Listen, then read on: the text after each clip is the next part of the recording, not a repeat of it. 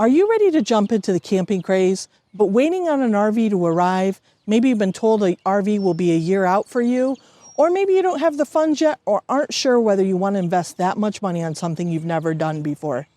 Hi, I'm Jen Grover, and on this week's episode of Tab Talk, I'm going to share with you 5 ways that you can join the camping craze right now without purchasing a new RV. Stay tuned.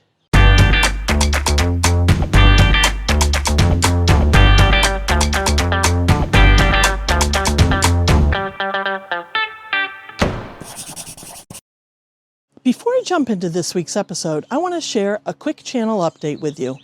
First of all, I've gotten great feedback about Tab Tip Tuesday, but I'm going to take the summer off from it. And I think I may come back to it later in the year. We'll see. It was always an experiment, and you all have been extremely supportive. But for now, we're going to put it on pause because most of us are out enjoying the camping season. Secondly, I just want to take a moment to pause and say thanks because I recently passed the 1-year anniversary on YouTube, and I exceeded my goals for the first year.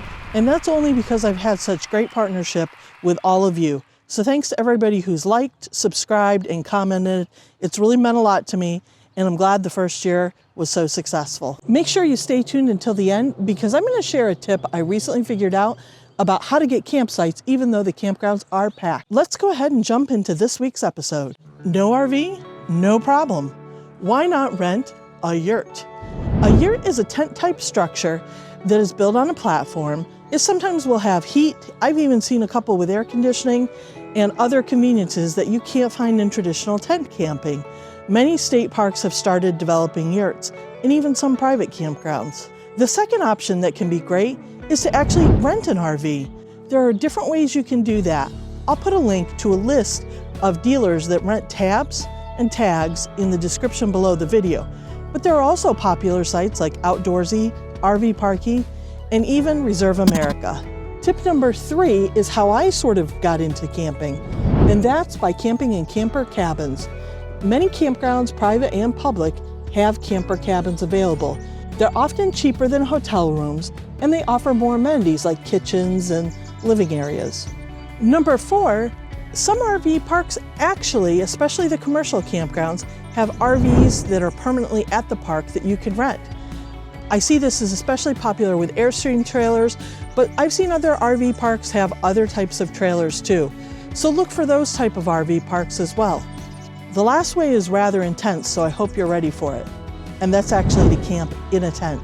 That's right, the old-fashioned way. Now I understand I don't like hot, humid weather either, but before I got Maddie Ross, I slept in a rooftop tent on my Jeep and then on the back of a military trailer. So it is a great way to get started, and it will bide you some time until you can get an RV yourself.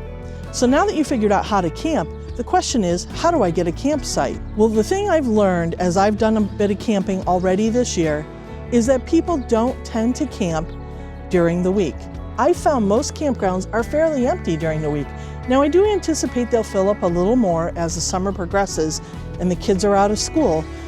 But right now, you can usually get campsites during the week, and it is a lot quieter. So if that's the type of experience you're looking for, I recommend doing that.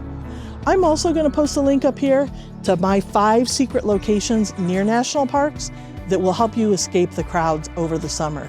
I am hoping that with kids going back to school, people going back to an office, and cruise lines starting up again, that we'll start to see some breaks in the campground rush.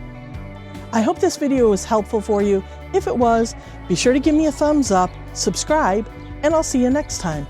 Thanks for watching.